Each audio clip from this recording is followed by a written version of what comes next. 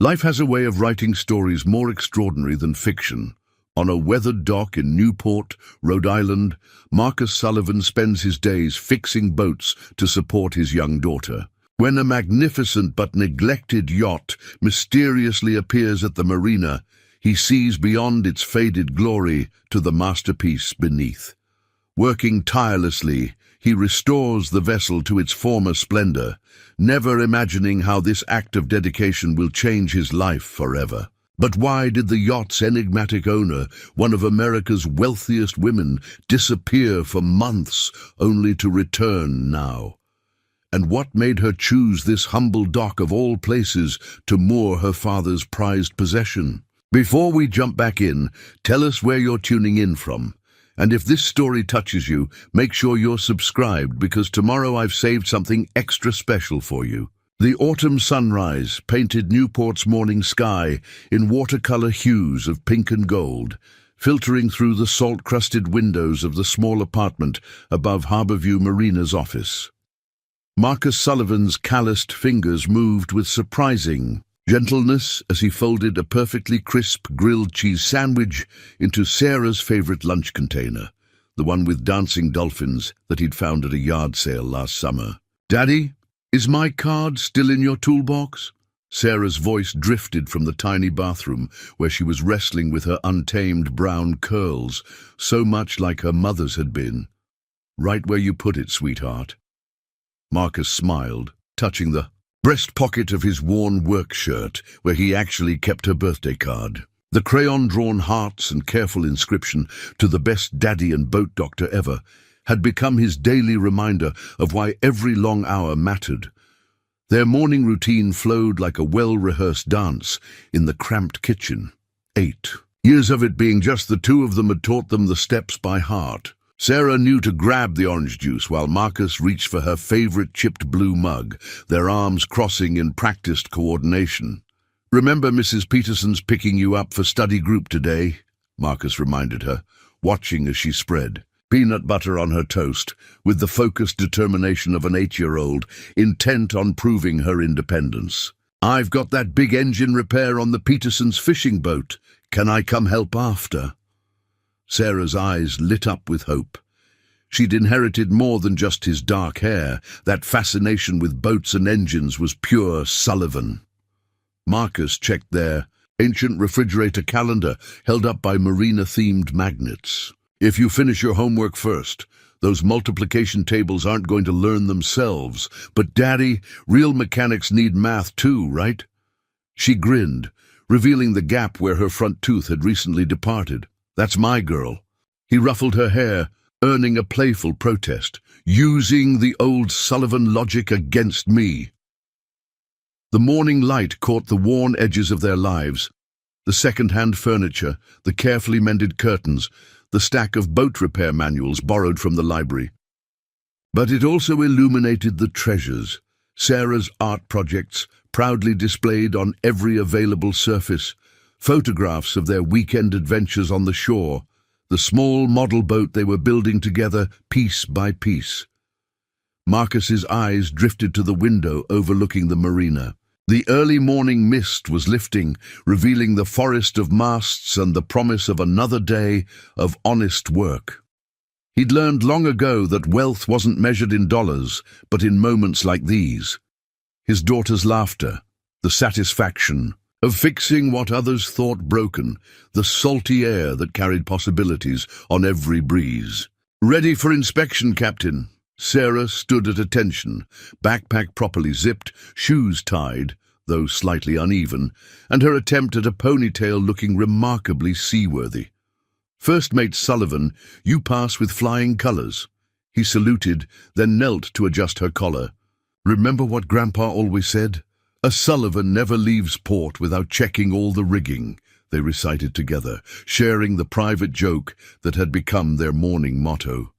As Sarah skipped down the worn wooden steps to meet her carpool, Marcus watched from the landing, his heart full. The morning sun caught her backpack's reflective stripe, making it flash like a beacon. She turned at the bottom, waving with her whole body the way only children can. "Love you to the horizon and back," she called out, their special saying carrying across the quiet marina. And all the way around the world, he answered, as he did every morning, watching until Mrs. Peterson's sensible sedan disappeared around the corner.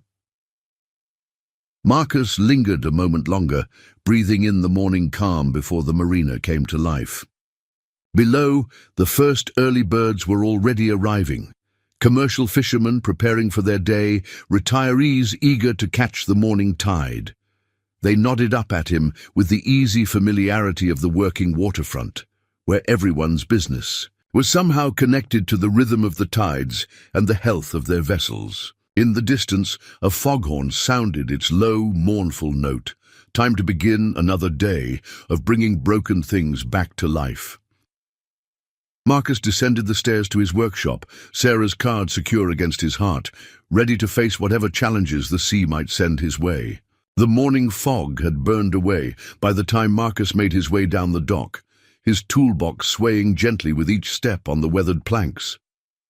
The familiar creaks and groans of wood against water provided a symphony he'd known since childhood, when his father had first taught him the difference between a carburetor and a fuel injection system. Old Joe Fletcher was already settled in his usual spot, perched on an overturned bucket near his beloved Sea Witch, a sturdy trawler that had seen better days. His pipe smoke curled lazily in the morning air. "Morning, Sullivan. Hear that clicking in my port engine? Started up yesterday afternoon." Marcus paused, cocking his head to listen as Joe fired up the engine. 20 years of experience had taught him to trust his ears as much as his eyes. "Sounds like a loose rocker arm, Joe. I can take a look after I finish with the Petersons' boat." "No rush," Joe waved his pipe dismissively. "Unlike some of these weekend warriors, I know good work takes time." He gestured toward the far end of the marina, where gleaming luxury vessels stood in stark contrast to the working boats. The marina had always been this way, a meeting point between two worlds. The eastern docks housed the commercial fleet, weathered fishing boats, modest sailboats, and well-used cabin cruisers. The western side catered to summer people, their expensive yachts gleaming with polish and privilege. Marcus worked on them, all earning a reputation for being the man who could fix anything that floated. He made his way to the Petersons' fishing boat, exchanging greetings with the regulars. There was Mary Chen, methodically checking her bait shop inventory. Tom Watson, the retired high school teacher who taught sailing to local kids, and the Suarez brothers arguing good-naturedly as they loaded their lobster boat. "The miracle worker arrives," Roberto Suarez called out. "Hey, Marcus, when you're done with the Petersons, our hauler's acting up again. Add it to his list," his brother Miguel laughed. "Right behind my depth sounder and half the marina's engines." Marcus smiled, pulling out his worn notebook. Another habit inherited from his father. "Stop by the office later, we'll figure something out." He'd learned early that in a working marina, goodwill was its own kind of currency. Sometimes a repair bill got paid in fresh lobsters or a weekend's catch, and that was just fine by him. The morning proceeded with its usual rhythm until something caught his eye, a shadow where there shouldn't be one. At the far end of the commercial dock, a vessel he'd never seen before rode low in the water. Even from a distance, Marcus could tell this was no ordinary boat. Curiosity drew him closer after finishing with the Petersons' engine.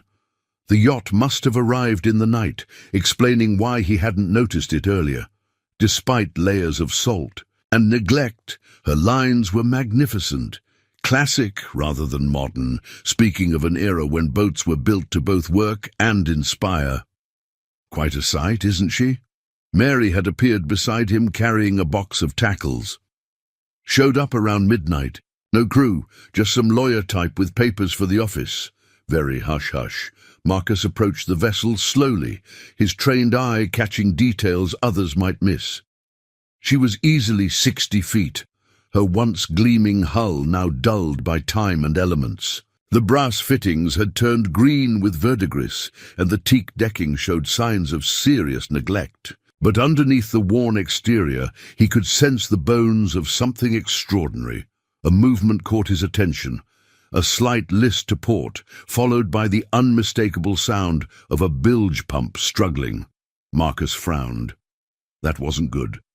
The lawyer might have dropped off papers, but a boat like this shouldn't be left alone if she was taking on water. He climbed aboard carefully, his footsteps echoing on the empty deck. The registration name had been recently covered, but he could make out the ghost of letters beneath, Catherine's Dream. Something about the name tugged at his memory, but he couldn't quite place it. The helm was locked, but through the windows he could see the rich mahogany interior, now dulled by dust and disuse. This wasn't just a boat. It was a piece of maritime history, the kind of vessel that had stories to tell.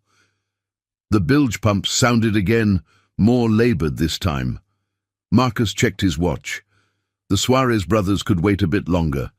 Something about this neglected beauty called to him the same way abandoned dogs called to soft-hearted children. He had to at least check that she wasn't in danger of sinking. As he made his way below to investigate the pump, Marcus couldn't shake the feeling that he was stepping into something bigger than a simple repair job. The yacht seemed to be waiting for something or someone, and fate had placed him here at exactly this moment. He pulled out his flashlight and his father's old repair manual, its pages dog-eared and annotated with decades of accumulated wisdom. Whatever secrets this boat held, whatever story had brought her to his dock, he knew one thing for certain. He couldn't let such a magnificent vessel suffer one more day of neglect. Not while he had tools in his hands and knowledge in his head. "Well, old girl," he muttered, patting the bulkhead, "let's see what stories you have to tell." The yacht's engine room told a story of grandeur fallen into decline. Marcus's flashlight beam revealed gleaming brass and copper beneath years of tarnish, like buried treasure waiting to be rediscovered. The main engine, a classic Rolls-Royce, marine diesel, sat silent and proud, despite the neglect evident in its seized joints and corroded fittings. "Now what brought you to this state?" he murmured, running his hand along the massive engine block. The bilge pump's labored rhythm echoed through the space, but it wasn't the only sound that caught his attention. There was a deeper problem here. The subtle whisper of water finding its way where it shouldn't. In the beam of his flashlight, a leather-bound logbook caught his eye, wedged behind a shelf of spare parts. The cover was water-stained, but still legible. Catherine's Dream, property of James Thompson. Marcus's breath caught in his throat. Thompson, as in Thompson Maritime Industries, the shipping empire that had helped build Newport's golden age. He carefully opened the logbook, its pages crackling with age. The handwritten entries spoke of voyages along the eastern seaboard, fishing expeditions with his daughter Catherine, detailed maintenance records kept with meticulous care. The last entry was dated 5 years ago. "Engine running rough. Catherine says I should let the yard handle it, but a man should know his own boat. Some things you need to fix yourself." A newspaper clipping fell from between the pages, yellowed but preserved. The headline struck him like a physical blow. "Maritime mogul James Thompson, lost at sea." The article detailed how the legendary businessman had disappeared during a solo voyage, his body never found. The yacht had been discovered drifting empty, its engine seized from what investigators called catastrophic mechanical failure. Marcus sat heavily on a nearby toolbox, the pieces falling into place. This wasn't just any abandoned yacht. This was the vessel that had sparked one of Newport's greatest mysteries. The article mentioned Thompson's only daughter, Catherine, who'd inherited the business, but had become increasingly reclusive after her father's death. The persistent drip of water drew him back to the present. The bilge pump was fighting a losing battle against a leaking shaft seal, a relatively simple fix, but one that could sink a boat if left unchecked. Marcus knew he should wait for official authorization, for someone from the Thompson estate, to make proper arrangements. But James Thompson's words echoed in his mind. "Some things you need to fix yourself." Looking around the engine room, Marcus saw more than just mechanical problems. He saw a daughter's grief preserved in neglect, a father's legacy slowly drowning in salt water and time. From his toolbox, he pulled out his own logbook, a simple composition notebook where he recorded every repair, every modification, every lesson learned the hard way. Sarah had decorated its cover with stickers and her careful handwriting. Daddy's Boat Hospital Records. "Well, Mr. Thompson," he said to the empty engine room, "let's see if we can't honor your craftsmanship." He began a methodical inspection, documenting every issue he found. The engine's timing was off, freeze plugs were corroded, fuel lines needed replacing, but the bones were strong. This was a vessel built to last generations, not just seasons. A soft thud from above made him start. But it was only the gentle sound of the yacht settling against her fenders, rocking in the wake of a passing fishing boat. Still, something about the sound made the hair on his neck stand up. The yacht felt alive somehow, as if she'd been waiting for someone to care again. Marcus checked his watch. Nearly noon. He needed to check on the Suarez brothers' hauler, return 3 calls about winter storage, and pick up parts for the Petersons' boat. The responsible thing would be to close up the yacht and wait for proper authorization. Instead, he found himself writing in his logbook, Day 1, initial inspection of Catherine's Dream. Engine seized but salvageable. Hull sound. Primary concerns. Shaft seal, fuel system, general corrosion. He paused, then added, "She deserves better than this." Climbing back to the deck, Marcus secured the engine room hatch. The autumn sun had burned away the morning mist, and the yacht's neglected brightwork seemed to plead for attention. He made a mental list of what he'd need. Penetrating oil for the seized engine, marine grease, fuel system cleaner, a case of metal polish, and more hours than he probably had to give.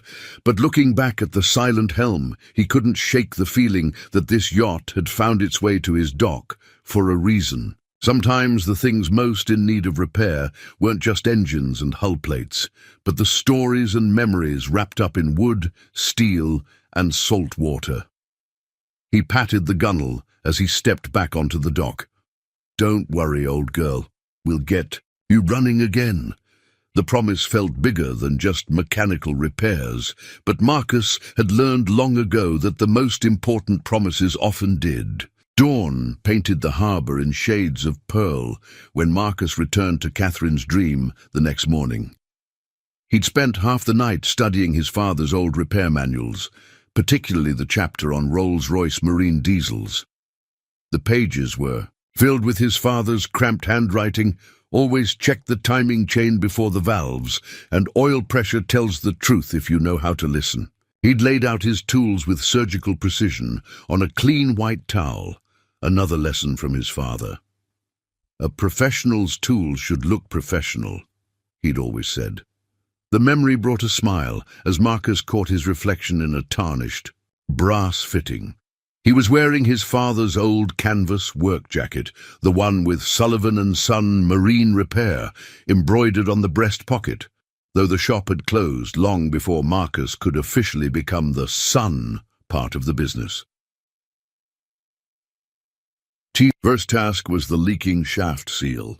He'd managed to source the parts through old Eddie at the chandlery, who'd raised an eyebrow at the specifications but asked no questions. The work was methodical, peaceful in the early morning quiet. Each turn of a wrench, each careful measurement, felt like a conversation with the past, both his own and the vessel's. "Daddy!" Sarah's voice echoed across the deck above. "Mrs. Peterson said you were already here." "Down in the engine room, sweetheart. Remember the rules. Never come below without permission, always wear my safety vest, and keep one hand for the boat and one for myself," she recited, carefully making her way down the steps. She was wearing her own canvas work jacket, a birthday gift he'd had made at the surplus store, with Sullivan and Daughter Marine Repair embroidered in matching style to his own. "What do you think of her?" Marcus asked, watching Sarah take in the massive engine room with wide eyes. "She's sad," Sarah said simply, running a small hand along a brass rail, "like she misses somebody." Marcus paused in his work, struck by his daughter's perception. "You might be right about that. Want to help her feel better?" Sarah's face lit up. She loved their restoration projects, had been his assistant since she was old enough to hold a wrench. From his toolbox, she pulled out her own logbook, a pink spiral notebook with Sarah's boat hospital helper notes written carefully on the cover. "What should I write first?" she asked, pencil poised. "Date, time, and weather conditions," Marcus replied, just as his father had taught him. "Then we list what we're fixing and what tools we need." They worked together through the morning, Sarah proving to be an excellent assistant at cleaning and polishing, while Marcus tackled the technical repairs. She had an eye for detail that amazed him, spotting things he might have missed. "Look, Daddy," she called out, pointing to a section of bulkhead. "There are marks here, like someone was measuring how tall they got." Marcus brought his flashlight. Closer. Sure enough, there were faded pencil marks on the white paint, with dates going back years. The highest mark was labeled Catherine, 16th birthday. "This was a family boat," he explained softly. "A father and daughter used to spend a lot of time here together, like us with our boats," something like that. He ran his fingers over the height marks, thinking of James Thompson teaching his daughter about engines and tides, just as he was teaching Sarah. But they lost each other. Sarah was quiet for a moment, absorbing this. Then she wrapped her arms around his waist in a tight hug. "We won't ever lose each other, right, Daddy?" "Never," he promised, hugging her back. "We're Sullivans. We stick together like barnacles," she finished with a giggle, their old joke bringing smiles to both their faces. They worked until the afternoon light began to fade, making more progress than Marcus had expected. The shaft seal was fixed, the bilge was dry, and they'd begun the long process of cleaning years of grime from the brass and copper. Sarah had discovered a small galley cabinet filled with old charts, and had carefully laid them out to dry, handling the weathered paper with surprising gentleness. "Look, they drew all over them," she said, pointing to handwritten notes in the margins. "This one says, 'Best blues fishing, Kay's first catch.'" Marcus studied the charts, noting how they told the story of a father and daughter exploring the coast together, each notation a memory preserved in ink and paper. He thought of his own charts, marked with spots where Sarah had first learned to steer a dinghy or where they'd found their secret beach for picnics. As they packed up their tools for the day, the setting sun streamed through the portholes, catching the newly polished brass and making it glow like honey. Sarah stepped back, admiring their work. "She's not as sad anymore," she declared, "just a little bit lonely." Marcus looked around the engine room, at the progress they'd made, and the work still ahead. The yacht did feel different, more alive somehow, as if their care had awakened, something that had been sleeping for a long time. "Well," he said, helping Sarah gather her things, "we'll just have to keep coming back until she's not lonely at all." They made their way up to the deck, where the evening air carried the scent of approaching autumn. Sarah paused at the rail, looking out over the harbor where lights were beginning to twinkle on other boats. "Daddy, do you think the people who used to love her know we're taking care of her now?" Marcus thought of James Thompson's last logbook, entry of Catherine somewhere out there, perhaps still grieving, of boats and fathers and daughters, and all the ways love gets passed along. "I think," he said carefully, "that when you love something enough, you can feel it being loved, even when you're far away." Sarah nodded, satisfied with this answer, in the way that children sometimes are when adults stumble upon an accidental truth. They walked down the dock together, their matching jackets glowing in the sunset, leaving behind a yacht that somehow seemed to sit a little prouder in the water than it had that morning. The Rolls-Royce Marine Diesel loomed before Marcus like a sleeping giant, its massive frame filling the engine room with both promise and challenge. 3 days into the restoration, he'd finally managed to free the seized crankshaft, working. by battery lamp well into the night after Sarah had gone to bed at their neighbor's house. "Come on, old girl," he murmured, carefully turning the engine over by hand. The resistance told its own story, scoring in the cylinders, years of sitting idle, seawater corruption in places where only fresh water should have lived. But underneath the damage, he could feel the precision engineering that had made these engines legendary. A flash of white caught his eye behind the engine block. Reaching deep into the cramped space, his fingers found a photograph that had slipped between the frame and the bulkhead. He withdrew it carefully, mindful of its age.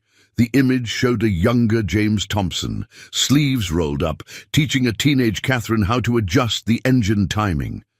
Their expressions mirrored each other, the same focused concentration, the same slight furrow between their brows. Written on the back in faded ink, Katie's first engine lesson, spring 1999. Marcus propped the photo on his toolbox, letting it guide his work like a silent instructor. The engine's problems were complex. Frozen injector pumps, corroded cooling passages, stripped threads in vital places. But with each problem he solved, he felt closer to understanding what had happened on James Thompson's final voyage. The timing chain showed unusual wear, confirming his suspicions about the engine's last moments. He could almost see it. Thompson, alone at sea, hearing the first warnings of mechanical failure, a man who prided himself on fixing things, trying to solve one last problem as the engine died beneath his hands. "You did everything you could," Marcus said to the photo, to the ghost of a man who'd loved his daughter and his boat with equal passion. "Sometimes things break in ways we can't fix alone." The night deepened around him. The only sounds, the lap of water against the hull and the occasional creak of timber. He'd developed a routine over the past few days. Start at the marina at dawn, handle his regular clients until afternoon, then work on Catherine's dream until his hands shook with fatigue. The engine was teaching him patience. Each frozen bolt required careful heating. Each corroded fitting needed gentle persuasion rather than force. His father had taught him this approach. Boats respond to love, not anger, same as people. Around midnight, he discovered the heart of the problem, a hairline crack in the timing case, almost invisible unless you knew where to look. It would have allowed seawater to seep in gradually, leading to the catastrophic failure that had stranded Thompson at sea. The repair would require innovation. The part hadn't been manufactured in decades, and custom machining would cost more than most boats were worth. But Marcus had learned long ago that impossibilities were often just puzzles waiting for the right solution. He pulled out his father's old notebook, flipping to a section about alternative repair techniques. There in the margins was a sketch of a similar repair his father had once attempted, using a combination of epoxy and copper backing plates. It wasn't in any manual, wasn't by the book, but sometimes the best solutions came from experience. Rather than expertise, working with painstaking precision, Marcus cleaned the crack with acetone, prepared the surfaces, and began the delicate process of repair. Each step had to be perfect. This wasn't just about fixing an engine anymore. It was about honoring 3 generations of fathers who'd passed down their knowledge, about proving that some things worth saving could be saved. Hours blended together as he worked. The night air grew heavy with the scent of metal and oil and possibility. Somewhere above, the moon crossed the sky, its light filtering through the portholes to make patterns on the engine room walls. Near dawn, he made the final adjustments. The repair wasn't pretty, but it was strong, stronger perhaps than the original design. He'd reinforced the weak point that had led to the original failure, adding a small drain port that would prevent future water accumulation. Exhausted, but unwilling to stop, Marcus began the process of reassembly. Each part went back together with fresh gaskets and seals, each connection cleaned and protected against the cruel chemistry of salt air and time. As he worked, he thought about Catherine Thompson, wondering if she knew how hard her father had. Tried to keep his beloved boat running. Did she blame the boat for his loss? Or did she, like Marcus, understand that sometimes love means fighting against entropy itself, trying to keep the things we care about from slipping away? The first light of dawn was turning the portholes pink when Marcus finally stepped back, his hands stained with grease, his back aching from hours in cramped spaces. The engine stood ready, restored not just to working condition, but to something, approaching its original glory. He touched the photograph one last time, before carefully placing it in his wallet, next to Sarah's latest school picture. 2 fathers, 2 daughters, separated by time and circumstance, but connected by something deeper than mere mechanics. Tomorrow, he would test the engine. Tomorrow, he would know if his solution had worked. But for now, in the quiet of early morning, he simply stood in the presence of what he'd accomplished, letting the peaceful breathing of the boat remind him that some things, once loved, never truly stop running. The morning fog rolled thick across the marina, turning familiar shapes into ghostly silhouettes. Marcus sat in Mary Chen's bait shop, warming his hands around a cup of coffee while she sorted through her morning newspaper delivery. The small shop had become an unofficial gathering place for the marina's early risers, a place where fish tales and local histories mingled with the scent of coffee and salt air.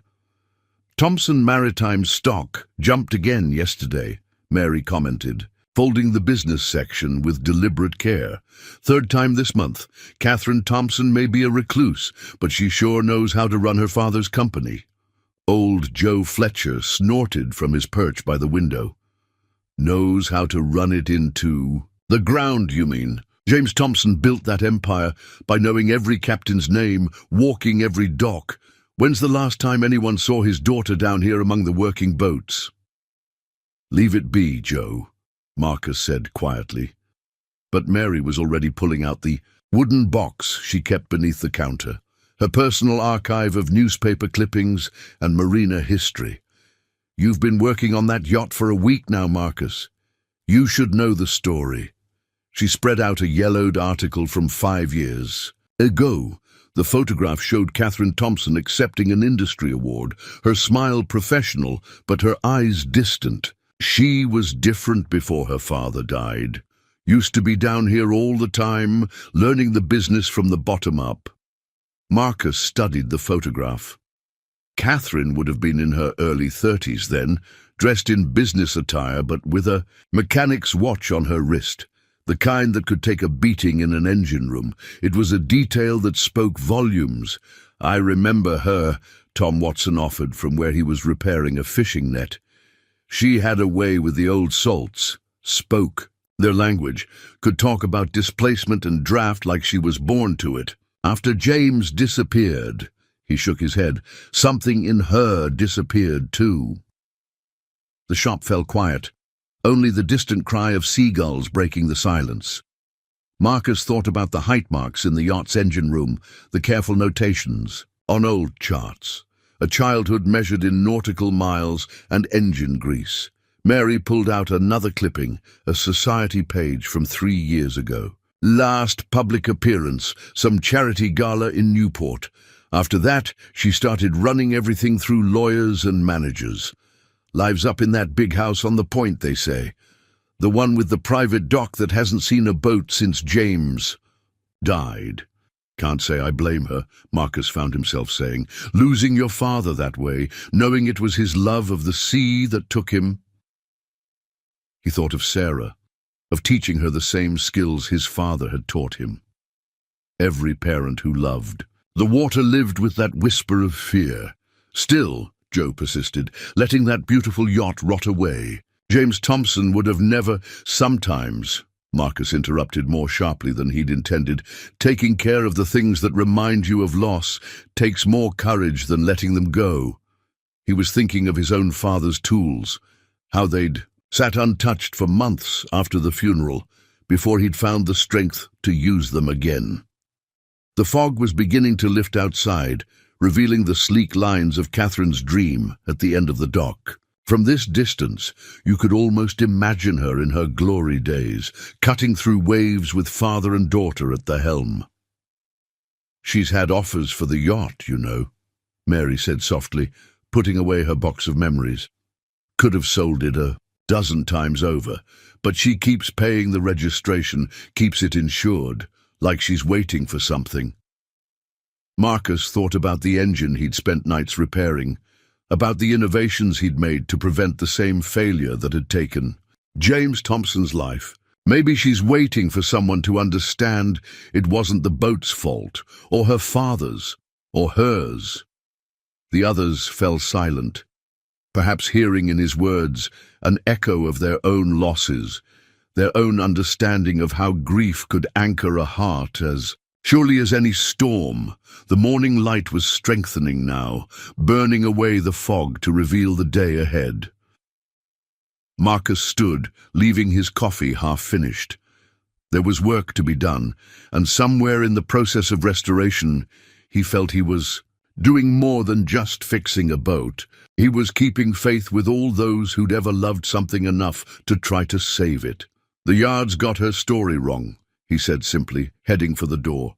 "She's not abandoned. She's just waiting to come home." Saturday morning dawned clear and crisp, the kind of autumn day that made the harbour water sparkle like scattered diamonds. Sarah had been up since sunrise, organising her boat-cleaning kit with the methodical precision of an 8-year-old. On a mission, her purple bucket contained carefully labelled bottles of polish, soft rags arranged by size, and her prized possession, a brass cleaning formula she'd helped Marcus develop using lemon juice and other secret ingredients. "Ready for inspection, First Mate Sullivan?" Marcus asked, watching her double-check her supplies on their small kitchen table. She straightened, giving him her most serious nod. "I made a schedule, Daddy." She held up a sheet of paper covered in her careful handwriting, complete with color-coded sections and small drawings in the margins. "The brass needs doing first because the morning sun helps it shine better." Marcus felt his heart swell. She'd been paying attention all these years, absorbing not just the what of boat maintenance, but the why. "That's my girl. What else?" "Then we do the woodwork while it's still cool, because hot sun makes the oil get sticky." She ran her finger down her list. "And I found something in Grandpa's book about cleaning the gauges with special cloths so we don't scratch them." They walked down to the dock together, Sarah clutching her bucket while Marcus carried their lunch cooler. Catherine's dream waited at her berth, the morning light catching the areas they'd already restored. In just 2 weeks, the yacht had begun to show glimpses of her former glory. "Look!" Sarah rushed ahead, pointing to where she'd polished the brass bell yesterday. A family of sparrows had built a nest in the radar arch above it, and the bell gleamed beneath them like a golden guardian. "They chose our boat." "They know quality work when they see it," Marcus said, helping her aboard. He'd noticed how Sarah had started calling it our boat, speaking of Catherine's dream with the same proprietary pride she showed toward the model boats they built together.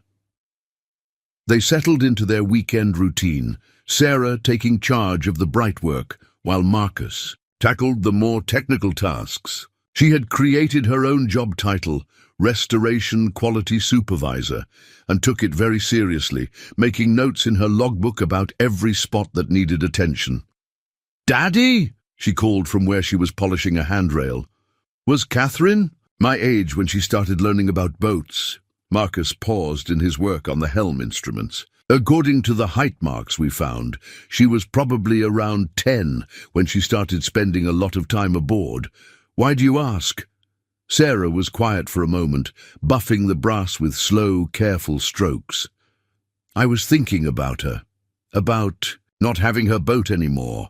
If I couldn't come help you with boats, I'd be really sad." The simple truth in her words caught Marcus off guard. He looked at his daughter, seeing not just the child she was, but the woman she would become.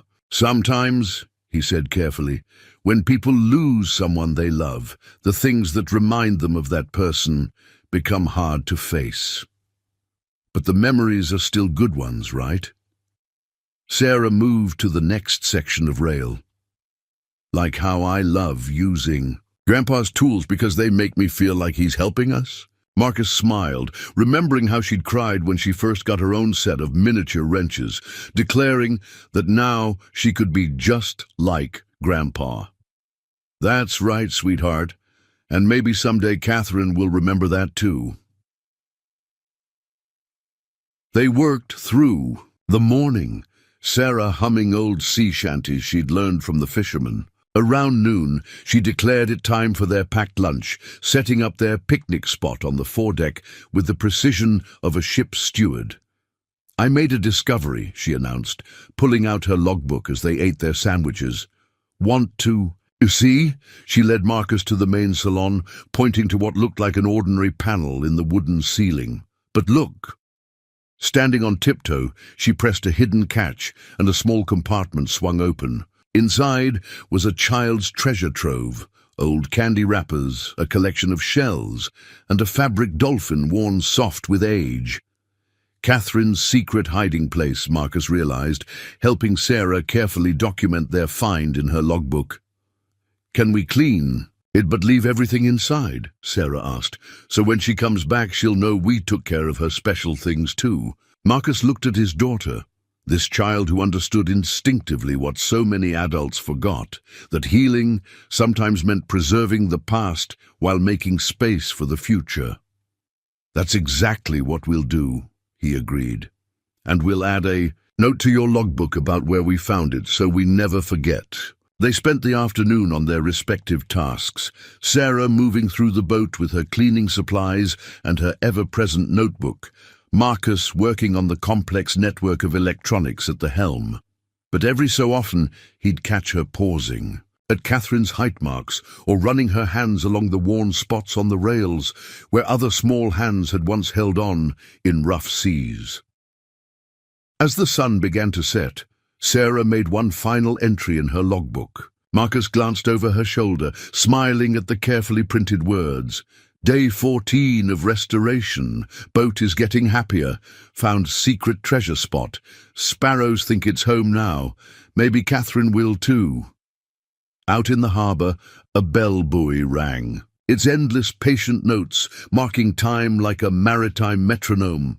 Sarah closed her logbook and leaned against her father, both of them watching the light fade from the sky. "We're not just fixing the boat, are we, Daddy?" Marcus hugged her close, thinking of all the layers of healing happening aboard Catherine's dream. "No, sweetheart. Sometimes fixing things means more than just making them work again. Like how you always say love is the best tool in the box." "Exactly like that," he whispered, holding his daughter as the first stars began to appear above the masthead. The interior of Catherine's dream was a time capsule of mahogany and brass, every cabinet and corner holding whispers of its past life. Marcus stood in the main salon, unrolling a set of original interior plans he'd discovered tucked behind a loose panel. The paper was yellowed, but the drawings were precise, showing the loving detail that had gone into the yacht's creation. "Master suite with private study," he read, fingers tracing the elegant architectural lines. "Custom library shelving, integrated navigation station." The plans revealed the boat as she was meant to be. Not just a vessel, but a floating home designed for a father and daughter who loved the sea.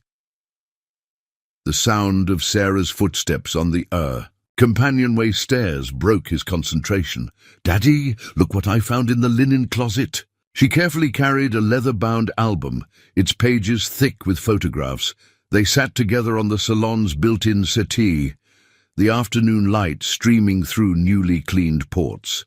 The album's first page bore an inscription. "For Katie, so you'll always remember our adventures. Love, Dad." The photographs told the story of Catherine Thompson growing up aboard. Here she was, as a toddler, helping to steer while perched on her father's lap. There she stood proudly beside her first caught fish, gap-toothed and grinning. Page after page showed father and daughter exploring coves, working on the engine, sharing sunset dinners in the very salon where Marcus and Sarah now sat. "She looks happy," Sarah observed, studying a photo of teenage Catherine learning to navigate. "Like how I feel when we work on boats together." Marcus nodded, understanding. Now why the yacht's neglect felt so wrong. This wasn't just a luxury vessel. It was the physical embodiment of a relationship, a childhood, a love story between father and daughter. They spent the afternoon bringing the salon back to life. Sarah attacked the brass cabinet handles with her special polish, while Marcus repaired the intricate inlaid compass rose in the dining table. Each piece they restored seemed to brighten the whole space, as if the boat itself was awakening from a long sleep. The library shelves held an eclectic collection of books, navigation manuals sharing space with adventure novels and collections of sea poetry. Marcus found himself reading titles aloud: Moby Dick, 20,000 Leagues Under the Sea, The Old Man and the Sea. "Look at this one, Daddy." Sarah pulled out a slim volume, its cover embossed with silver waves. Inside were handwritten poems about the sea, composed by James Thompson for his daughter. The dedication read, "For Catherine, who taught me that the greatest adventures are the ones we share." They worked their way through the salon methodically, following the original plans to ensure every detail was correct. The navigation stations, instruments needed cleaning and calibration. The chart table's leather inlay required careful restoration. Even the hidden liquor cabinet, which Sarah declared a grown-up secret spot, was restored to its former glory, its crystal decanters sparkling in the afternoon light. But it was the small details that touched Marcus most deeply. The height marks they discovered weren't the only traces of Catherine's childhood aboard. There were initials carved discreetly under the chart table, a collection of shells still arranged on a windowsill, and a tiny brass dolphin figure mounted beside her childhood bunk that had clearly been rubbed for luck thousands of times. "Can we make it exactly like it was?" Sarah asked, holding up a faded photograph of the salon in its prime. "So when Catherine comes back, it'll be like coming home." Marcus studied the photograph, noting how even the throw pillows had been arranged with care. "We'll make it even better," he promised, "because now it'll have old memories and new ones." 2. They worked until dusk, their efforts transforming the salon into a warm, welcoming space. Sarah had arranged her cleaning supplies in a neat cabinet, adding her own small touch to the boat's history. "I put them here," she explained, "so they'll be ready when Catherine wants to take care of her boat again."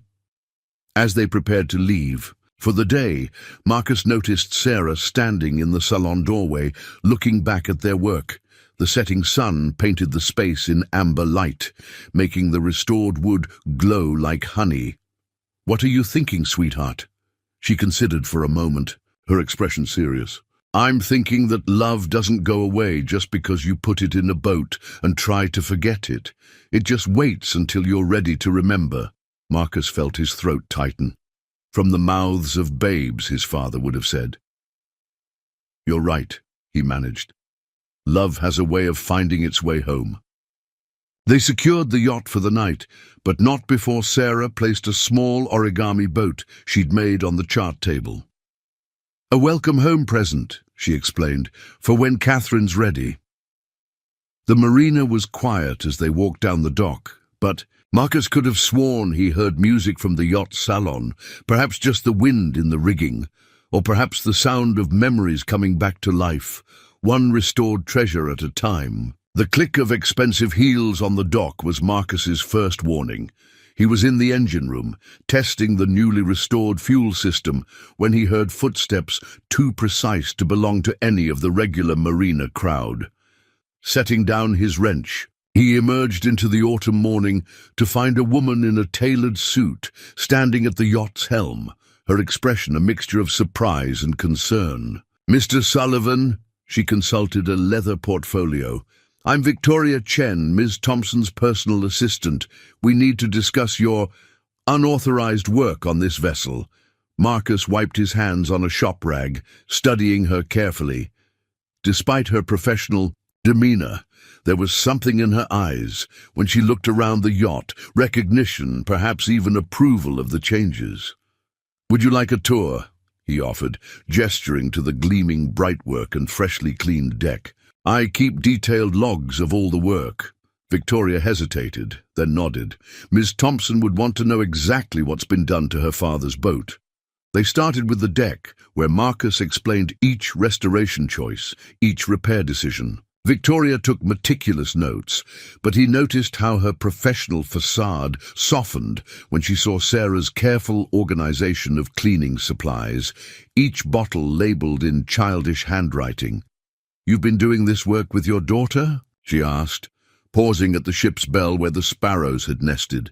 Sarah's 8, about the same age Catherine was when she started learning about boats from her father. Marcus watched Victoria's reaction carefully. "We found the height marks in the engine room." Something flickered across Victoria's face. "I've worked for Ms. Thompson for 6 years. She's never once mentioned those marks." They moved below deck, where the restored salon drew an audible gasp from Victoria. The afternoon sun streamed through spotless windows, catching the polished compass rose in the table, illuminating the carefully preserved photos on the walls. "We found her father's poetry book," Marcus said quietly, indicating the silver-embossed volume on the shelf, "and the secret compartment with her childhood treasures. We cleaned everything, but left it exactly as it was." Victoria ran her hand along the chart table, where Sarah's origami boat still sat like a patient message in a bottle. "You have to understand," she said finally. "Ms. Thompson hasn't set foot on this yacht since the accident. When the lawyers said someone was working on it without authorization, I couldn't let her sink," Marcus interrupted, leading the way to the engine room. "Not when I knew I could fix what went wrong." The restored Rolls-Royce diesel gleamed in the work lights, its brass and copper fittings glowing like new. Marcus pointed out the modifications he'd made, the safety improvements that would prevent the kind of catastrophic failure that had claimed James Thompson's life. "Here," he said, showing her the hairline crack he'd discovered and repaired.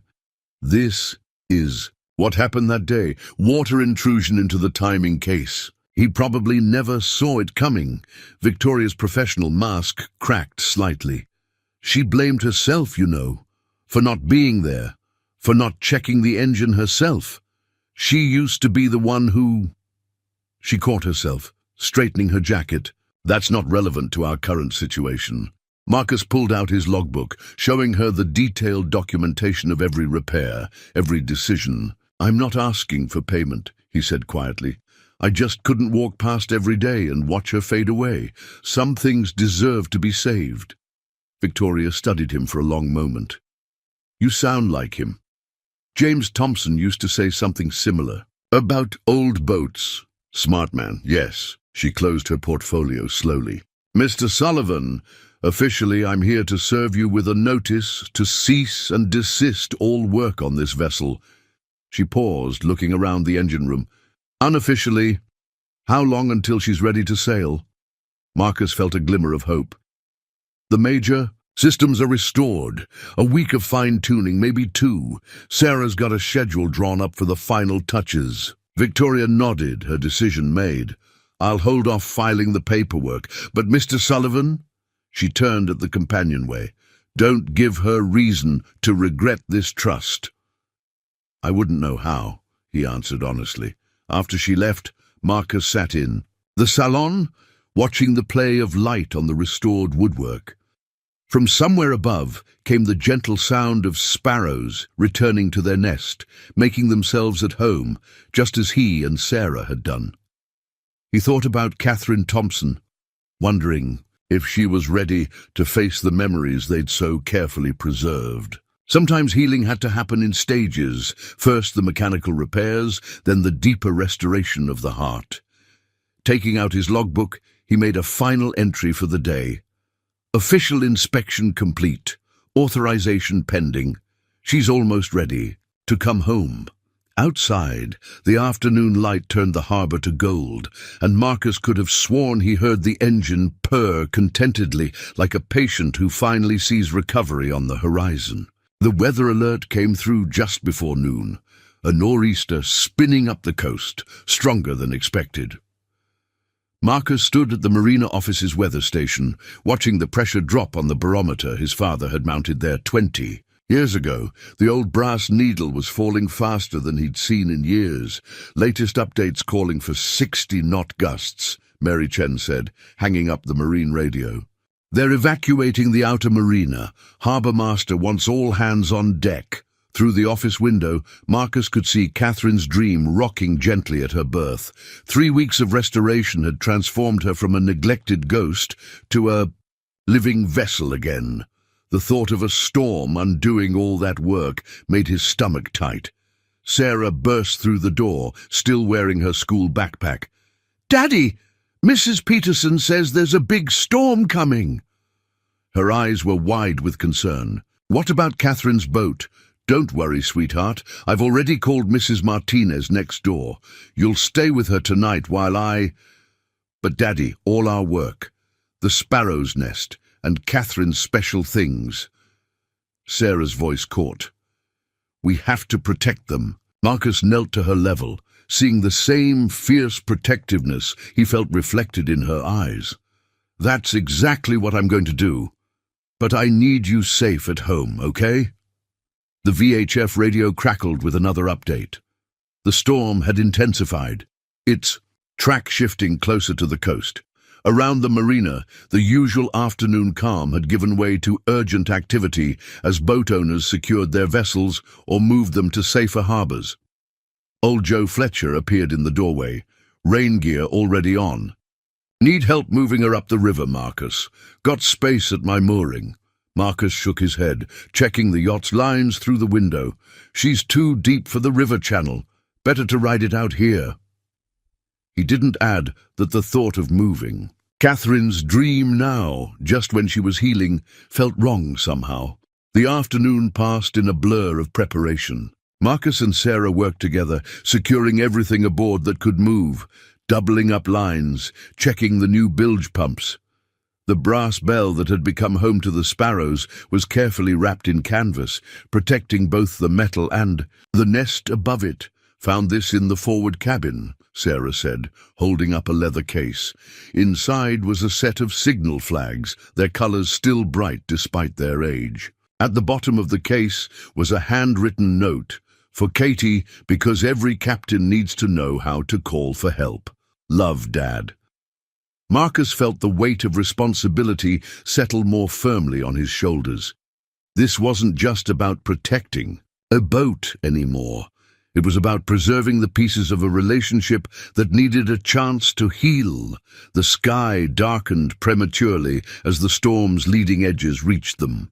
Wind-driven rain pelted the windows, and the barometer continued its ominous drop. In the harbor, smaller boats were already pitching in the building seas. "Time to get you to Mrs. Martinez's," Marcus said, helping Sarah pack her overnight bag. She moved slowly, reluctantly, casting worried glances at the yacht. "Promise you'll take care of her?" Sarah asked, clutching her logbook. All by herself, she might get scared of the storm. Marcus hugged her tightly, breathing in the familiar scent of her shampoo and boat polish. "I promise, and tomorrow you can help me check every inch to make sure she's okay." After dropping Sarah off, Marcus returned to Catherine's dream. The wind was really picking up now, howling through the rigging of the surrounding boats. He made one final deck check, securing the last pieces of equipment, then went below to start his vigil. In the salon, the brass lamps swayed gently, casting moving shadows on the photographs they'd so carefully restored. James Thompson smiled. From one of them, standing proud at the helm in heavy weather gear, the image strengthened Marcus's resolve. This boat had survived storms before. She would survive this one. The first serious gusts hit just after sunset, heeling the yacht enough to make the cabinets creak. Marcus moved through the boat methodically, checking bilges, monitoring the electric systems, adjusting lines as needed. The engine he'd restored purred steadily, keeping the batteries charged for the bilge pumps. In the main cabin, something caught his eye. A small leather diary had worked loose from a shelf, fallen open to an entry written in Catherine's flowing hand. "Out here, when the storm winds blow, Dad says the boat tells us what she needs. We just have to listen with our hearts as well as our ears." Marcus picked up the diary carefully, returning it to its place. "I'm listening," he whispered to the yacht, to the ghosts of the father and daughter who had once found shelter in these same cabinets, rode out storms in these same waters. "I'm right here." Outside, the nor'easter raged, but inside Catherine's dream, Marcus settled in for a long night of standing watch, knowing that sometimes the most important repairs happened in the dark and storm, when everything that mattered was at stake. The nor'easter hit its full fury just after midnight. Catherine's dream pitched and rolled against her lines, each wave sending shudders through her hull that Marcus felt in his bones. The wind screamed through the rigging like a banshee, and the rain drummed against the deck with machine gun intensity. In the salon, Marcus had created a kind of command center, flashlights, tools, and emergency supplies laid out with military precision. The brass lamps swayed wildly, their light dancing across the photographs on the walls. In one, a teenage Catherine stood at the helm in similar conditions, her father's steady hand on her shoulder as they faced down a storm together.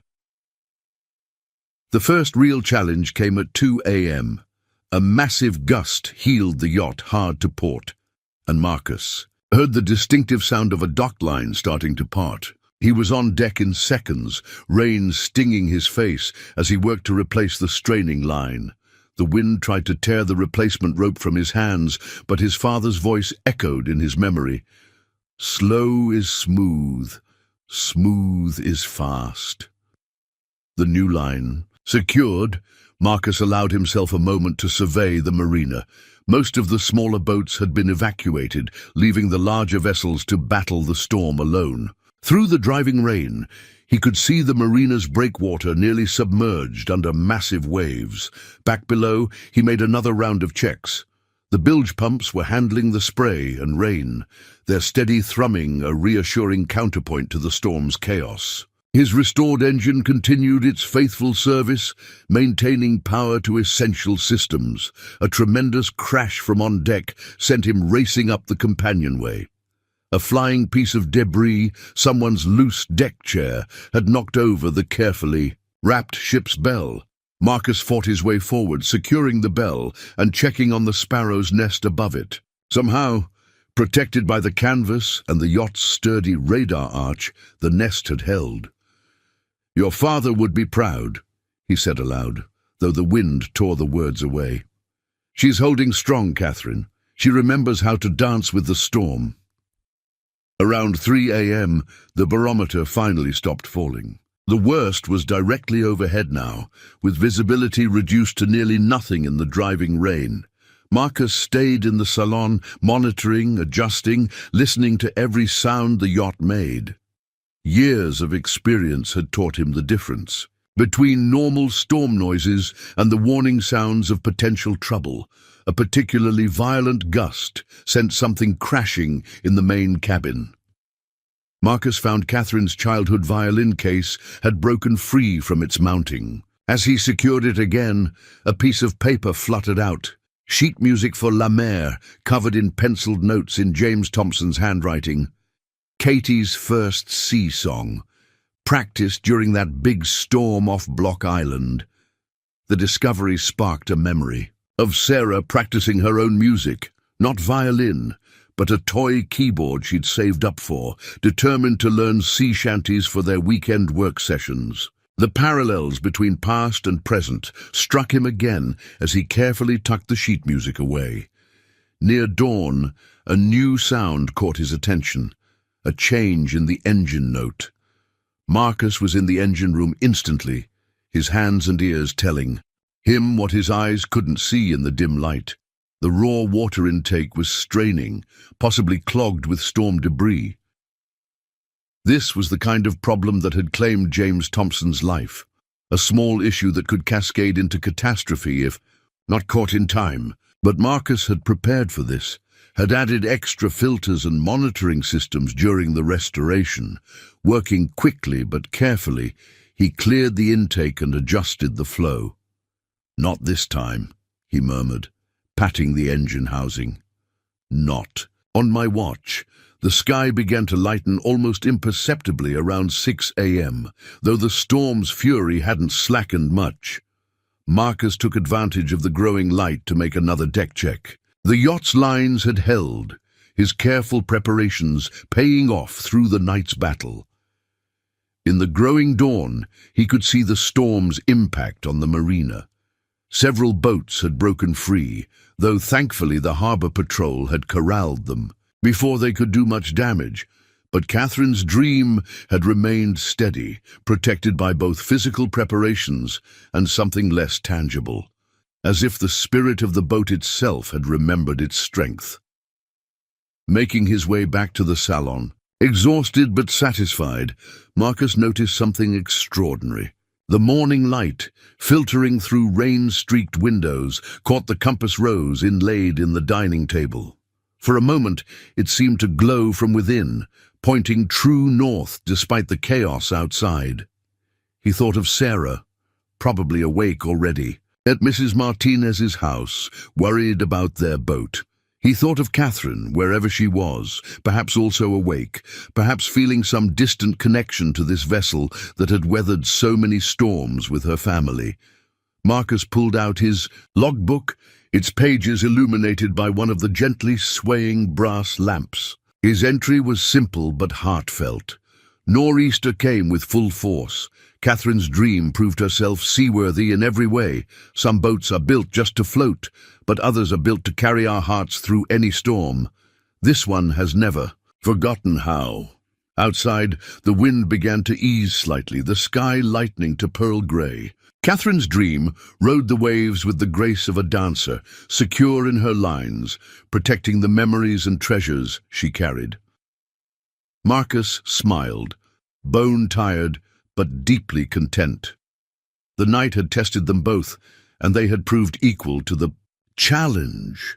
Like so many things in life, sometimes the hardest storms showed us exactly what we were capable of surviving, and what was worth protecting at all costs. The morning after the storm dawned impossibly clear, as if the nor'easter had scrubbed every particle of dust from the air.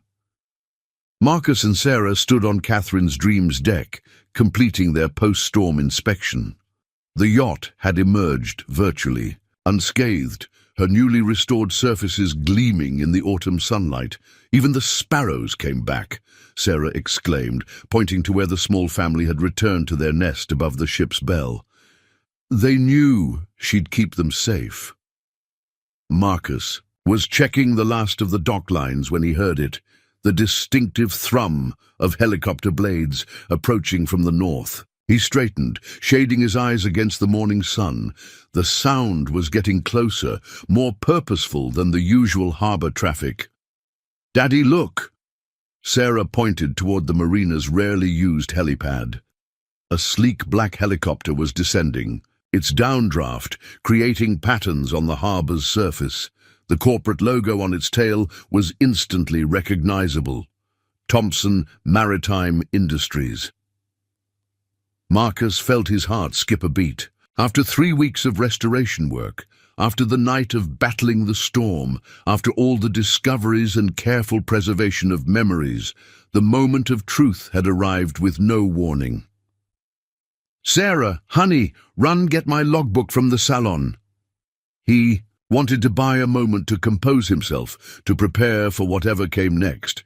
The helicopter's blades slowed to a stop, and for a moment, nothing happened. Then the door opened and a woman emerged.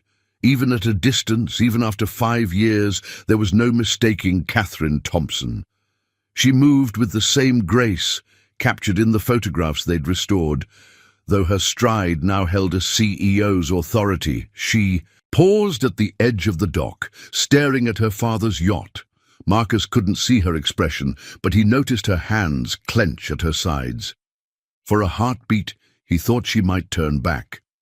Sarah returned with the logbook, pressing it into his hands. "It's okay, Daddy," she whispered. "The boat's ready, she just needs to remember." Catherine began walking down the dock, her heels clicking against the wooden planks.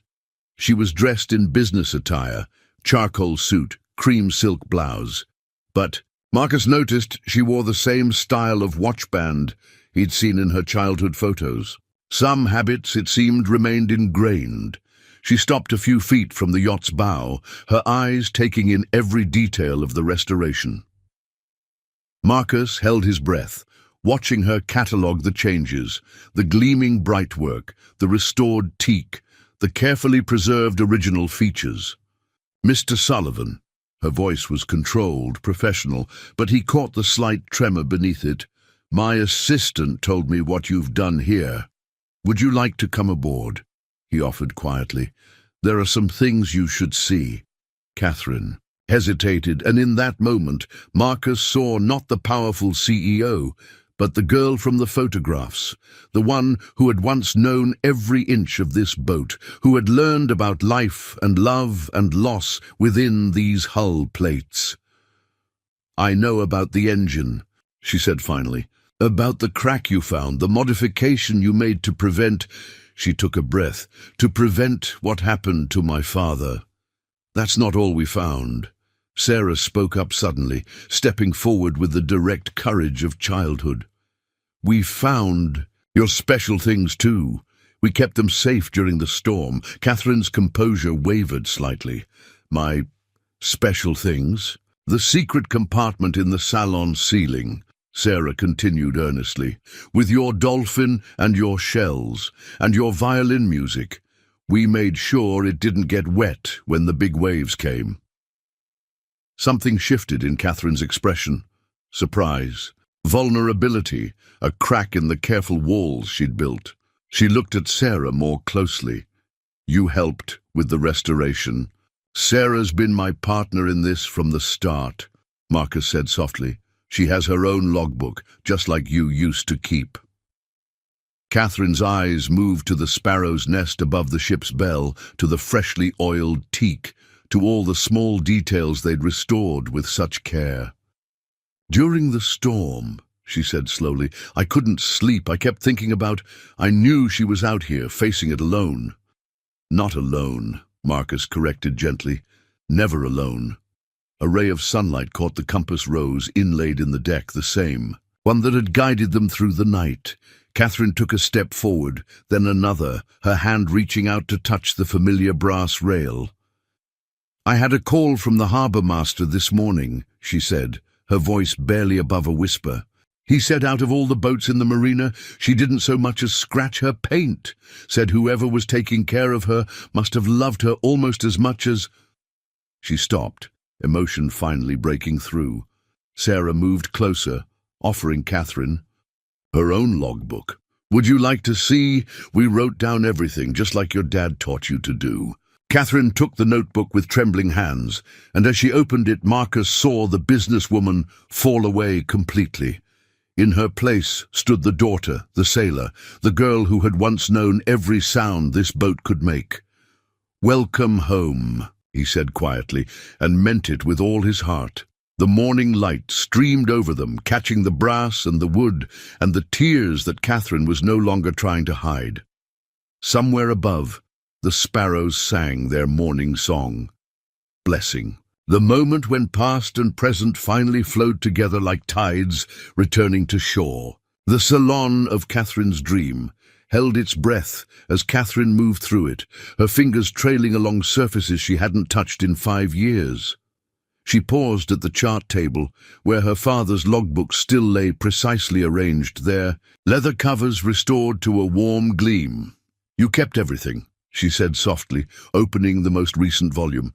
Even his notes about the engine problems. Marcus stood near the companionway, giving her space while staying close enough to answer questions. Sarah had reluctantly gone to school, but not before extracting a promise from Catherine to still be here when she returned. I thought they might be important, he said, both for the repairs and other reasons. Catherine's fingers found the last entry, the one before that fatal voyage. He knew something was wrong. I told him to wait, to let the Yard handle it, but he was always so sure he could fix anything. She closed the book carefully. I was in London when it happened. Contract negotiations. He called about the engine, but I was too busy to really listen. Catherine. Marcus spoke her name gently, breaking protocol. The crack we found, it was hidden. Even with modern equipment, it was hard to detect. Your father couldn't have known. She turned to face him, and he saw the weight of 5 years of guilt in her eyes. But I knew these engines. He taught me everything about them. If I'd been here... Then 2 people might have been lost that day, Marcus said quietly. Sometimes being absent is what keeps us here for the healing. Catherine sank into the captain's chair, the one where her father had taught her to plot courses and read weather maps. After the accident, everyone wanted me to sell her. Too many memories, they said. Not good for moving forward. She gestured around the salon. But every time I thought about it, I'd remember him saying that boats aren't just vessels for our bodies. They're keepers of our hearts. Marcus nodded, thinking of his own father's teachings, living on through his work. That's why we restored her exactly as she was. Sarah said the memories needed a home to come back to. Your daughter. Catherine smiled slightly. She reminds me of someone. I saw it in the photographs, Marcus admitted. The way she helps with repairs, keeps her logbook. Some things pass down through more than just blood. Catherine stood, moving to the small cabinet where they'd preserved her childhood treasures. I used to hide little notes in here, secrets, wishes, things I was afraid to say out loud. Dad pretended not to know about it, but every now and then I'd find a chocolate bar or a new shell tucked inside. She opened the cabinet, and her breath caught at the sight of the worn fabric dolphin. Mr. Finn's, she whispered. I thought he was lost in the clean-up after... Sarah insisted we clean around him, not move him. She said he was standing watch. Catherine clutched the dolphin gently. The night Dad disappeared, the Coast Guard called me in London. I flew back immediately, spent days searching, when they found the yacht drifting with the engine seized. She took a shaky breath. I couldn't face it. Couldn't face him not being here to show me how to fix what was broken. Marcus moved closer, drawn by the raw honesty of her words. My father used to say that broken things aren't failures, they're opportunities to prove love is stronger than damage. Your father sounds like a wise man. He was, like yours. Marcus hesitated, then continued. The night of the storm, when I was checking the engine, I found something you should see. He led her to the engine room, where his repairs had transformed the space from a memorial to a living system. Catherine's eyes went immediately to the modifications he'd made, her trained gaze assessing and appreciating the work. Here, he said, pointing to the repaired crack. Your father's last log entry mentioned checking the timing. He was right. There was a problem, but it wasn't something he could have fixed alone. The flaw was in the original casting, hidden since the boat was built. Catherine studied the repair, her engineer's mind engaging despite her emotion. You modified the whole system, added a pressure release and monitoring points. She'll never fail the same way again. Their eyes met in the confined space, understanding flowing between them. They were standing where both their fathers had stood, carrying on a legacy of caring for things that carried hearts. When did you know, she asked, that this was more than just a repair job? Marcus thought about Sarah's first day aboard, about discovering the height marks and childhood treasures, about standing watch through the storm. "I think the boat told us. We just had to listen." Catherine smiled, really smiled, for the first time since her arrival. Dad always said that too. Listen to her, Katie. Boats speak to those who love them. The engine room hummed softly around them, the sound of systems restored and running true. Through the portholes, autumn sunlight painted patterns on the gleaming machinery, making the brass and copper glow like precious metals. "Thank you," Catherine said simply, not just for fixing her, but for... She gestured to the carefully preserved traces of her past, the protected memories, the restored heart of her father's legacy. "She was waiting for you," Marcus replied. "We just kept her company until you were ready to come home." Above them, the sparrows called their afternoon song, their nest safe in the embrace of a boat that had weathered storms both physical and emotional. Some things, once loved, never stopped offering shelter to hearts that needed to heal. Sarah burst onto the deck of Catherine's dream like a small whirlwind, her backpack still on, her eyes bright with after-school excitement. She stopped short at the sight of Catherine still aboard, now dressed more casually in borrowed deck shoes, and a merino sweater that Marcus had kept in the yacht's lockers. "You stayed!" Sarah's smile could have lit up the harbour. "Did you see your secret compartment? Did you find Mr. Finn's? Did Daddy show you how we fixed the engine?" Catherine, who had spent the day reviewing logbooks and running her hands over familiar surfaces, found herself smiling back. "I did. And I heard you were the one who made sure all my old treasures were kept safe." "Want to see my treasure spot?" Sarah asked, already moving toward the main cabin. "Daddy helped me make one just like yours, but on the other side, so we didn't disturb your special place." Marcus watched from the companionway as his daughter led Catherine below deck, their dark heads bent together like conspirators. Sarah's voice drifted back up. "And this is where I keep my boat hospital helper notes and my special tools that Grandpa gave me."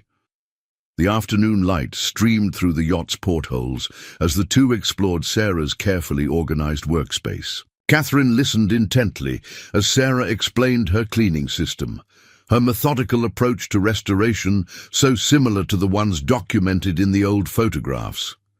"You know," Catherine said, examining Sarah's logbook, "I used to color-code my notes just like this. Red for urgent repairs, blue for routine maintenance." "That's what I do too," Sarah exclaimed. "And green is for things that are all fixed and happy again." They emerged on deck just as Mary Chen appeared on the dock with a basket covered in a red-checked cloth. "Thought you might be hungry," she called up. "Can't restore boats on empty stomachs." Soon they were settled in the salon, sharing Mary's still-warm cinnamon rolls. Sarah had arranged everything on the fold-out table with careful precision, using the yacht's original china that they'd cleaned and preserved. "Daddy says boats aren't just for sailing," Sarah announced, carefully pouring hot chocolate from a thermos. "They're for making memories, too."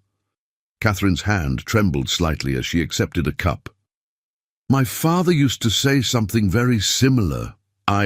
"No," Sarah said simply. "We read it in his captain's log.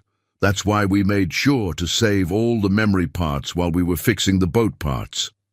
Marcus watched Catherine's expression soften as Sarah showed her the careful notes she'd kept. About each discovered treasure, the violin music, the shell collection, the height marks. His daughter had an instinctive understanding of how to bridge the gap between past and present. "Would you like to see how the engine works now?" Sarah asked. "Daddy made it extra safe, with special lights that tell you if anything's wrong, like a doctor's checkup machine." Catherine glanced at Marcus, who nodded encouragingly. Together, they followed Sarah to the engine room, where she proudly demonstrated the monitoring systems, her small hands pointing out each improvement with surprising technical accuracy. "And see this part?" Sarah indicated the repaired crack. "This is where she was hurting before, But Daddy fixed it so it can never break the same way again. We check it every day just to make sure she knows we're paying attention." Catherine's eyes met Marcus's over Sarah's head, understanding flowing between them. Out of the mouth of babes came the deepest truths about healing, about attention, about love. "You know," Catherine said softly, "I learned about engines right here, just like this. My father would explain every part, every system. He said, that boats talk to us if we listen," Sarah finished. "Daddy says that too. Is it because boats are magic?" "No," Catherine smiled, running her hand along the gleaming engine housing. "It's because they hold our hearts." They spent the rest of the afternoon exploring the yacht together, Sarah showing Catherine all the special touches they'd added during the restoration. At each spot, Catherine shared a memory, teaching herself to play violin during long passages, helping her father change the oil, falling asleep in the salon while he charted their next adventure. As the sun began to set, they gathered on deck, watching the harbour lights begin to twinkle on. Sarah had brought out her own small toolkit, proudly showing Catherine each carefully maintained piece. "This was my grandpa's," she explained, holding up a brass wrench. "Daddy says tools remember all the love they've helped fix things with." Catherine touched her father's old logbook in her lap. "I think they do, just like boats remember all the people who've loved them." Sarah leaned against the rail, looking out at the harbour with the contentment of someone exactly where they belonged. "Catherine," she asked, her voice thoughtful, "now that you're home, will you teach me boat things too, like your daddy taught you?" Marcus started to intervene, not wanting Sarah to presume too much, but Catherine's response came quick and natural. "I'd like that very much." She smiled at both of them. After all, every boat needs a good crew. The evening light painted the harbour gold, catching the brass and timber of Catherine's dream. Above them, the sparrows settled into their nest for the night, their soft chirping, a gentle counterpoint to the sound of waves against the hull. In that moment, Marcus saw something extraordinary. 3 generations of boat love flowing together, past and present, meeting in the safe harbour of understanding. Sarah had done what all children do best, remind adults that love, once given, never truly goes away. It just waits in special compartments and engine rooms, in logbooks and treasured tools, ready to work its healing magic when the time is right. The autumn sunset painted Newport Harbour in shades of amber, and rose as Catherine led Marcus and Sarah to the yacht's forward cabin. She'd been aboard for 3 days now, slowly reclaiming her connection to the vessel that had shaped her childhood. But there was something different in her manner this evening, a mixture of nervousness and determination that reminded Marcus of approaching storms. "There's something I need to show you both," she said, kneeling beside a small safe built into the cabin's woodwork. The combination came to her fingers naturally. Her father's birthday, Marcus noticed, followed by what must have been her mother's. Inside lay a wooden box, its mahogany surface darkened with age and handling. Catherine lifted it with the reverence, usually reserved for holy things. "Dad gave me this on my 16th birthday, right here in this cabin. He said it would make sense someday, when I found someone who understood that love isn't just about hearts, it's about hands that know how to fix what's broken." She opened the box carefully. Inside, nestled in faded velvet, lay an antique ring. The setting was platinum, classic and elegant, but what caught Marcus's eye was the unusual stone, a deep blue-green gem that seemed to hold the very colour of the ocean in its depths. "It's called an Alexandrite," Catherine explained, her voice soft with memory. "Dad found it in a small shop in Gloucester. The owner said it came from a sailor who claimed it changed colour with the tides. Mum wore it until she passed. Then Dad kept it in his stateroom." Sarah leaned closer, enchanted by the way the stone caught the light. "It looks like the water when we're fixing boats," she whispered. "That's what Dad said too." Catherine smiled. At Sarah, then turned to Marcus with an intensity that made his heart skip. He told me to save it for someone who could teach me things about love that I didn't already know about the sea. Marcus felt the weight of the moment settle around them, like an incoming tide. Catherine, let me finish, she said quietly, because this isn't just about the ring. It's about what you and Sarah did here, not just fixing the boat, but understanding why it needed to be fixed. About knowing that sometimes the biggest repairs aren't the ones you can see. She stood, still holding the ring box, her professional poise softened by vulnerability. 3 days ago, I flew here ready to serve you with legal papers. I thought I was protecting my father's legacy. Instead, I found you had preserved it in ways I never could. You didn't just restore his boat. You kept faith with his belief that broken things deserve second chances. Marcus watched as Catherine knelt again, this time in front of Sarah. First, I need to ask you something very important. How would you feel about sharing your daddy and this boat and all the adventures we could have together? Sarah's eyes widened with understanding. She looked at the ring, then at her father, then back at Catherine. A smile bloomed on her face like a sunrise. Would you teach me all the secret boat things? And could we make more memory spots? And would the sparrows still be allowed to stay? Catherine laughed, the sound rich with joy and unshed tears. All of that and more. Because you taught me that love finds homes in the most unexpected harbors. She turned to Marcus, still kneeling, holding out the ring. I know this is fast and maybe crazy, but Dad always said the sea doesn't give us time to hesitate. It gives us moments we have to be brave enough to take. Marcus looked at the ring, at his daughter's shining face, at this remarkable woman who had found her way home through storm and loss and love. He thought about fate and restoration, about how sometimes the things we fix end up fixing us. The night of the storm, he said slowly, I stood watch in your father's salon, surrounded by your childhood memories, and I realized something. Some boats, some people, some loves, they're worth waiting through any weather for. He reached, out not for the ring, but for Catherine's hand itself. Yes, he said simply, to all of it. To teaching Sarah, to sharing adventures, to proving that broken hearts, like broken boats, can be made stronger in the wounded places. Sarah's delighted squeal broke the moment's solemnity. She threw her arms around them both, creating a circle of embrace that felt like coming home. Can we live on the boat? Can I have the cabin with the secret compartment? Can we— Slow down, sweetheart, Marcus laughed, but Catherine was already nodding. Why not? She's big enough for a family. And besides, Catherine's eyes met Marcus's. With a mixture of mischief and tenderness, every good love story needs a boat to carry it. The ring slipped onto Marcus's finger, as naturally as if it had been waiting for him all along. Through the cabin's windows, they could see the harbor lights beginning to twinkle on, each one a star come down to bless this moment of healing and hope.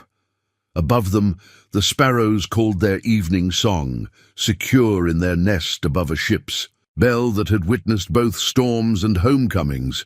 In the distance, a foghorn sounded, not a warning this time, but a celebration, as if the sea itself was offering its ancient blessing to this union of hearts, hands, and horizons yet to be explored. The marina office looked different in the morning light, its worn furniture and faded photographs somehow more charming than shabby now.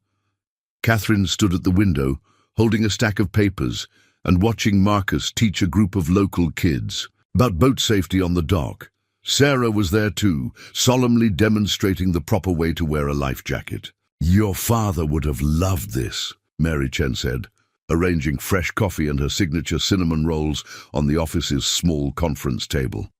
James Thompson always said marinas should be more than just parking lots for boats, Catherine smiled, touching the Alexandrite ring that now caught the sunlight like captured waves. Dad started as a dockhand, did you know that? He believed every great sailor began as a student of the sea. The door opened, bringing the sound of harbor activity and Marcus's familiar footsteps. The junior sailor program's got 10 new sign-ups, he announced. Tom Watson's offering to expand his teaching schedule to handle the overflow. Perfect timing, Catherine said, spreading the papers on the table. Because I have something to show you both. The documents were architectural drawings, beautifully rendered plans showing the marina transformed, but not into the luxury development many had feared. Instead, the designs showed an expanded working waterfront with educational facilities, a maritime trade school, and restored historic buildings. The Thompson Maritime Academy, Marcus read. From the header, his voice soft with understanding. Catherine, this is what Dad always wanted, she finished. A place where traditional maritime skills would be preserved, where young people could learn craftsmanship and seamanship. He had the plans drawn up years ago, but the board thought it wasn't profitable enough. Mary studied the drawings with glistening eyes. And now I own controlling interest in the company, Catherine said firmly, and I've learned that some investments can't be measured in quarterly returns. The plans showed the marina office transformed into a proper maritime center with classrooms and workshops. The working docks would be renovated but retain their character, with space for both commercial vessels and the pleasure craft that helped fund the operation. Look at this section. Marcus pointed to a detailed drawing. Traditional boat building, workshops, marine engine repair training, with a certain master mechanic as lead instructor. Catherine's eyes twinkled. If he's interested, of course. Marcus looked at her with wonder. You're not just preserving the marina. You're building a legacy. I'm protecting a way of life, she corrected. One that my father loved, that your father passed down to you, that we're teaching Sarah. Besides, she touched the ring again. I promised someone adventures, didn't I?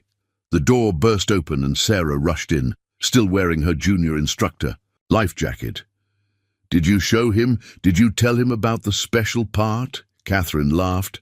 I was just getting to that. She pulled out another drawing, this one showing a beautiful workshop space with large windows overlooking the harbour.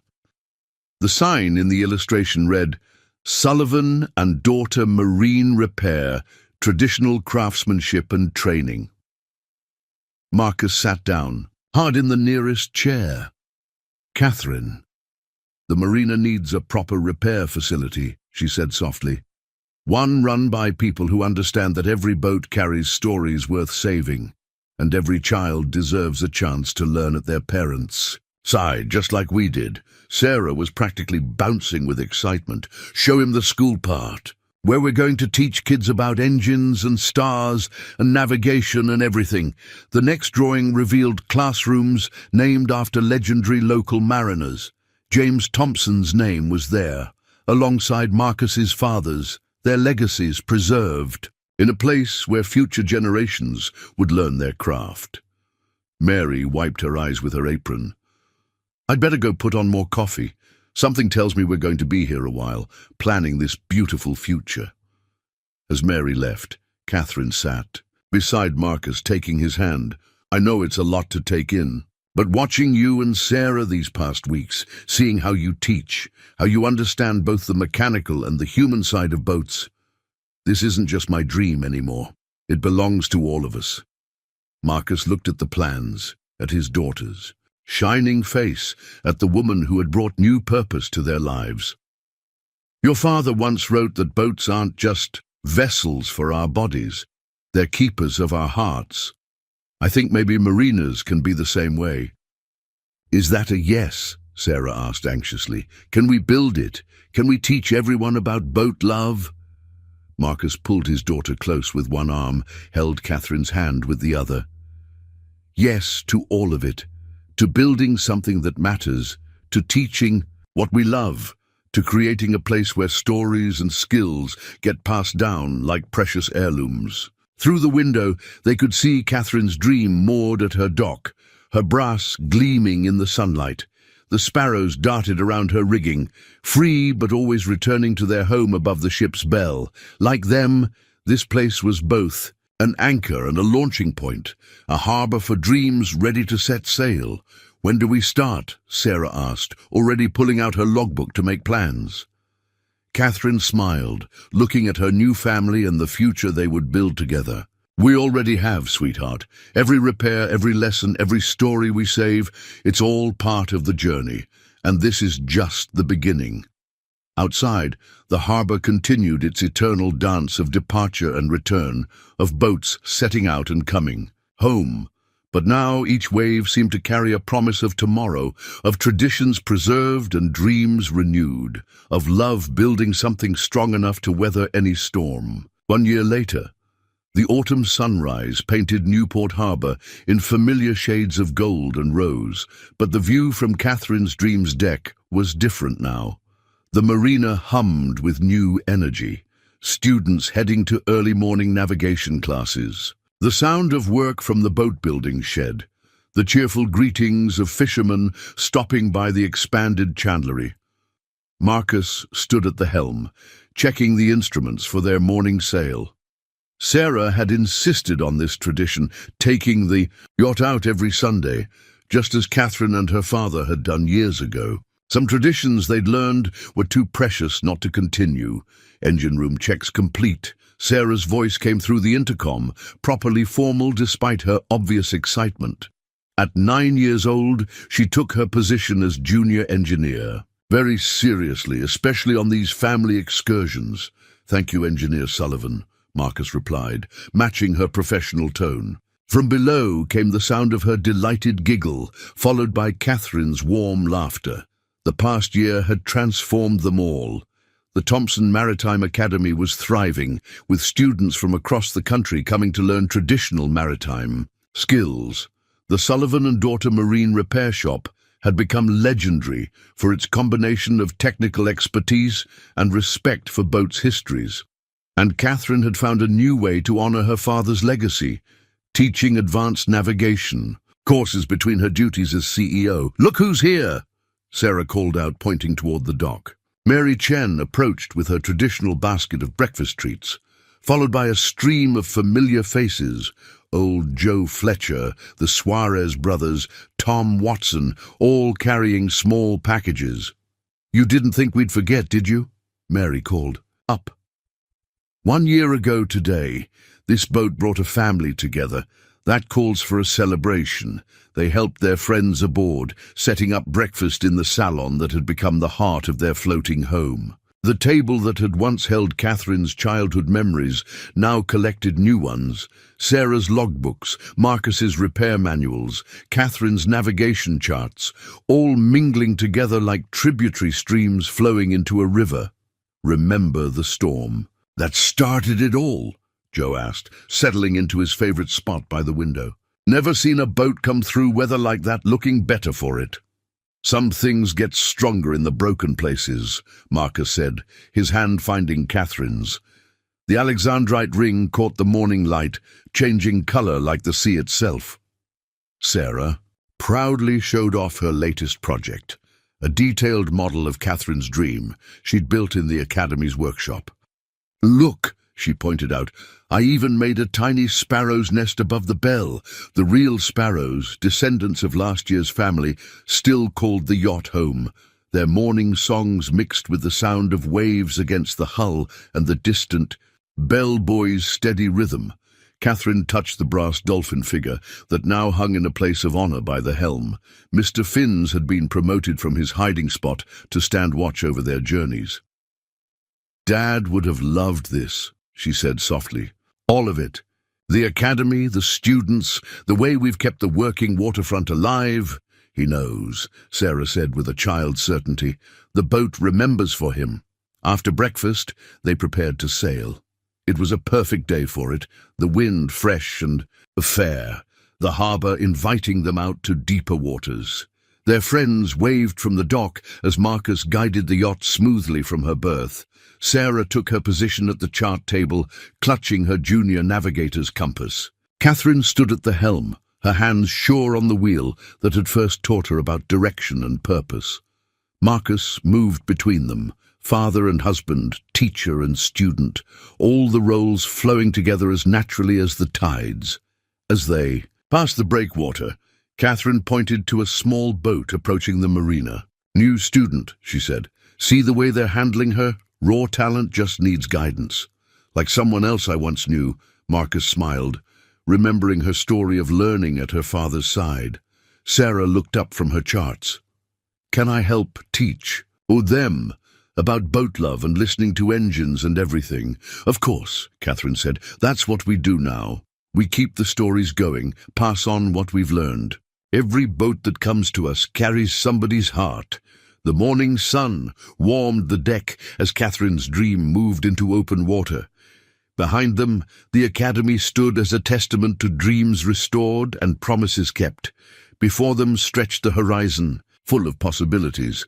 Marcus watched his wife and daughter work together at the helm, their dark heads bent over the compass, their faces lit with shared joy. The yacht moved surely beneath them, carrying not just their bodies, but their hearts, their hopes, their love. Some said it was just a boat, just a marina, just a school. But they knew better. It was a story of healing, of family found and restored, of love that could weather any storm. Like the sea itself, their journey had no end, just endless cycles of departure and return, of teaching and learning, of hearts finding their way home. Above them, the sparrows soared and wheeled, free but always returning to their nest above the ship's bell. Like them, this family had found their perfect harbor, a place where broken things were made whole, where stories were treasured, and where love, like the tide, renewed itself with each passing day. Catherine's dream sailed on into the morning, light, carrying her family toward whatever adventures waited beyond the horizon. But the best part, they all knew, would be coming home again, to their harbor, their academy, their floating home where every repair had become an act of love, and every journey began and ended in the safe harbor of each other's hearts.